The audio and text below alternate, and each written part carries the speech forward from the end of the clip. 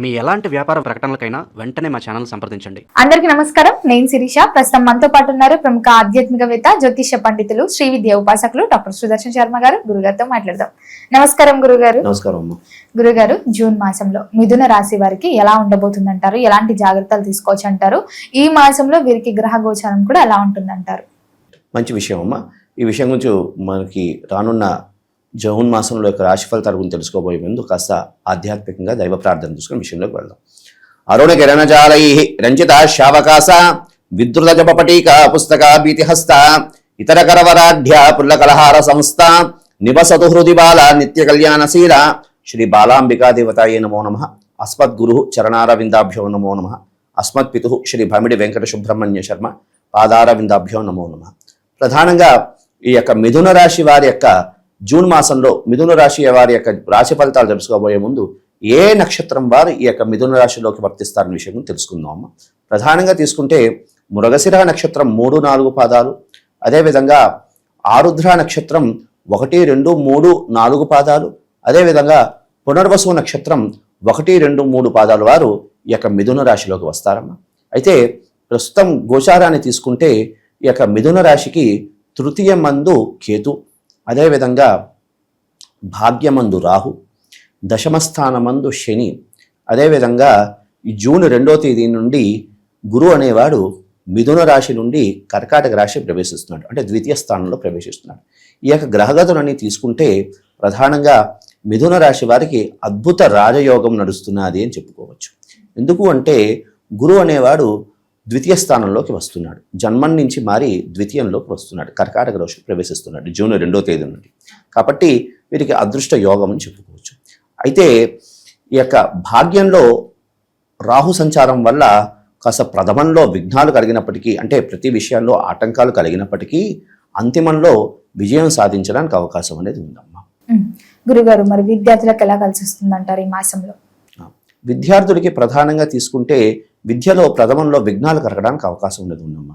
అంటే కాస్త ఏ విషయానికైనా సరే కాస్త అంటే కష్టే ఫలే అంటారు, వీళ్ళు కష్టపడితేనే ఫలితం అనేది లభిస్తుంది.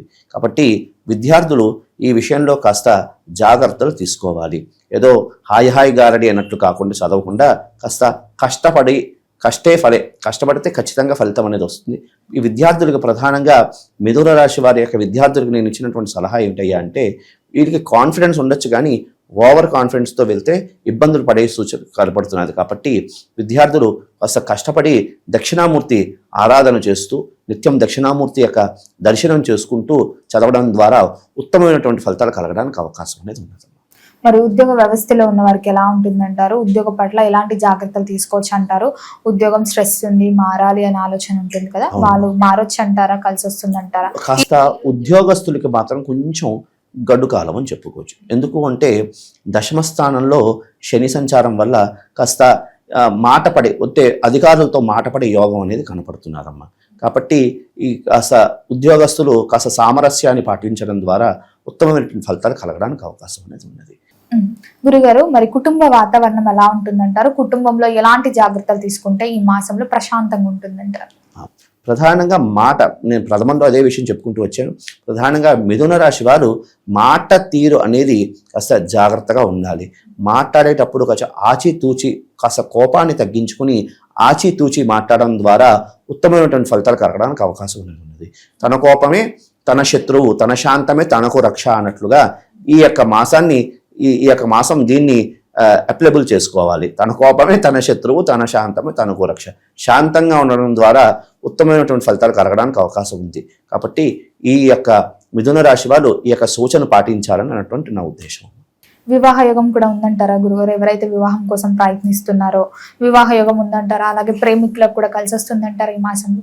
ప్రధానంగా వివాహం కోసం ప్రయత్నం చేస్తున్న వారికి చాలా విశేషమైనటువంటి మంచి ఆశాజనకంగా చెప్పుకోవచ్చమ్మా.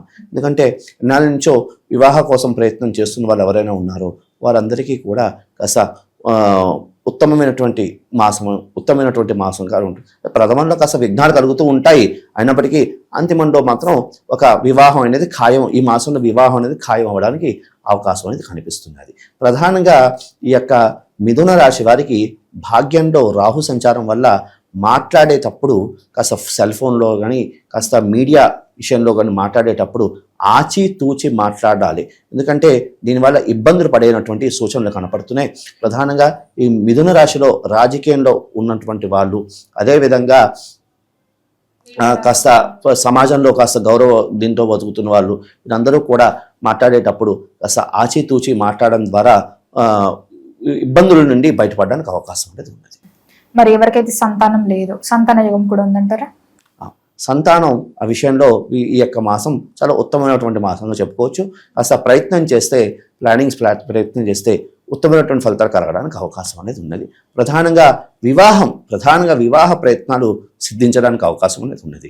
అదే కాకుండా గృహయోగం, ప్రతి మనిషి కూడా గృహం అనేది సొంతింటి కళ అనేది ఒకటి ఉంటుంది. కాబట్టి సొంతింటి కళ అనేది ఈ యొక్క మాసాన్ని ప్రథమంలో అంకురార్పణ చేసుకోవడం ద్వారా, అంటే ప్లానింగ్స్ చేసుకోవడం ద్వారా అంతిమంలో సొంతింటి కళని నెరవేర్చుకునే యోగం అనేది కనపడుతుంది. మరి ఈ మాసంలో వీరికి ఆరోగ్యపరంగా ఎలా ఉంటుందంటారు? ఏదైనా జాగ్రత్తలు తీసుకోవచ్చు అంటారా ఆరోగ్యపరంగా?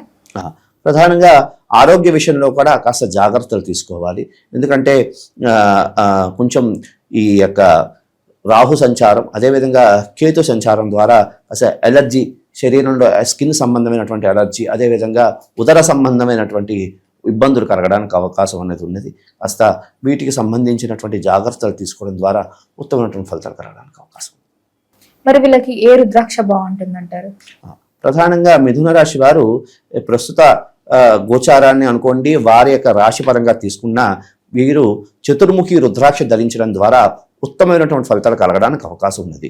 వీరికి లైఫ్ లాంగ్ కూడా చతుర్ముఖి రుద్రాక్ష ధరించడం ద్వారా ఉత్తమమైనటువంటి ఫలితాలు కలగడానికి అవకాశం ఉంది.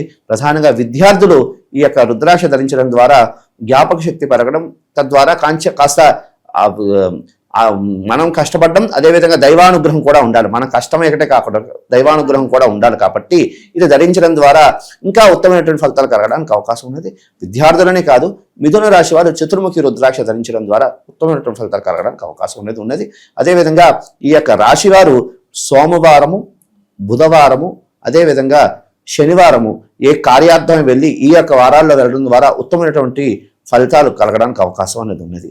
వీరు ధరించవలసినటువంటి రంగు ప్రధానంగా ఆకుపచ్చ, అదేవిధంగా తెలుపు, అదేవిధంగా సిమెంట్ కలర్, యాష్ కలర్ అంటారు. ఇది ధరించడం ద్వారా వీరికి ఉత్తమమైనటువంటి ఫలితాలు కలగడానికి అవకాశం ఉంది. మరి గురుగారు, ఈ మాసంలో ఎవరైతే పెట్టుబడులు పెట్టాలి, కొత్తగా వ్యాపారం స్టార్ట్ చేయాలి అనే ఆలోచన ఉన్న వారికి ఈ మాసంలో మరి గురుగ్రహ సంచారం కూడా ఉంది కదా, ఎలా కలిసి వస్తుంది అంటారు? ఈ పెట్టుబడులు కూడా పెట్టొచ్చా? ఈ యొక్క మాసాన్ని కాస్త దాటి వేస్తే, అంటే ఆలోచనలన్నీ రాసుకుని రానున్న మాసాలను ప్లానింగ్ చేయడం ద్వారా ఉత్తమమైనటువంటి ఫలితాలు కలగడానికి అవకాశం అనేది ఉంది. మరి ఈ మాసంలో వీరికి ఎలాంటి పరిహారాలు చేసుకోవచ్చు అంటారు? ఏ దైవారాధన కూడా బాగుంటుంది అంటారు? ప్రధానంగా ఈ యొక్క మిథున రాశి వారు ప్రధానంగా తీసుకుంటే గణపతికి సంబంధించి ప్రధానంగా గణేష హవనం చేసుకోవడం ద్వారా ఉత్తమమైనటువంటి ఆసక్తి ఉన్న వాళ్ళు గకార గణపతి అష్టోత్తరంతో గణపతి హవనం చేసుకోవడం ద్వారా ఉత్తమమైనటువంటి ఫలితాలు కలగడానికి అవకాశం అనేది ఉన్నది. అదేవిధంగా వీరు మాస శివరాత్రి రోజు కాస్త ప్రాతకాలం అంతా ఉపవసించి కాస్త ఆ రోజు శివార్చన, లేదు అంటే శివుడికి విశేషంగా లింగార్చన చేసుకోవడం ద్వారా ఉత్తమమైనటువంటి ఫలితాలు కలగడానికి అవకాశం ఉంది. శక్తి లేని వాళ్ళు శివరాత్రి అంటే ఆరోగ్యరీత్యా కూడా ఉపవాసించాలంటే కష్టం కదమ్మా. శక్తి లేని వాళ్ళు ఆ రోజు అసలు మధ్యాహ్నం ఏదో అల్పాహారం తీసుకుని సాయంకాలం ప్రదోష కాలంలో ప్రధానంగా అభిషేకం అనేది జరగాలి.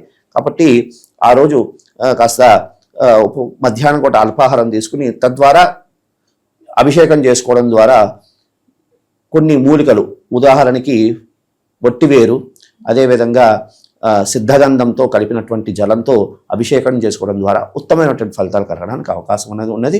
ఇంకోటి ఈ యొక్క మిథున రాశి వారు ప్రతి శనివారం నవధాన్యాలు ధునిలో వేయడం ద్వారా ఉత్తమమైనటువంటి ఫలితాలు కలగడానికి కూడా అవకాశం. ప్రధానంగా ఈ యొక్క మిథున రాశి వారు శక్తి ఉన్న వాళ్ళు గణపతి హవనం చేసుకోవడం, శక్తి లేని వారు ఈ విధంగా కూడా దాన్ని ఏమంటారు, ఈ అగ్నిలో ఈ యొక్క నవధాన్యాలు సమర్పణ చేయడం ద్వారా ఉత్తమమైనటువంటి ఫలితాలు కలగడానికి అవకాశం. గురుగారు, మొత్తం మీద మాసంలో మిథున రాశి వారికి ఎలా ఉంది, ఎలాంటి జాగ్రత్తలు తీసుకోవాలి, ఎలాంటి పరిహారాలు చేసుకోవాలి తెలియజేసినందుకు ధన్యవాదాలు. శుభమస్తు అమ్మ.